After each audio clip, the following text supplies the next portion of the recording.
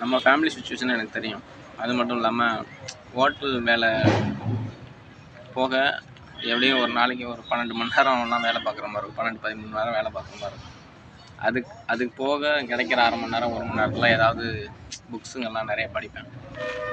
என் கூட ஒருத்தர் வேலை செஞ்சவர் நிறைய புக்ஸ் எல்லாம் படிப்பார். வார இதழ் புக்கெல்லாம் படிப்பார். அரசியல் புக்ஸ் எல்லாம் நிறைய படிப்பார். அதில் எனக்கு சும்மா டைம் பாஸ் ஆகும் தான் அப்படின்னு சொல்லிட்டு அவர் என்கிட்ட கொடுத்தாரு.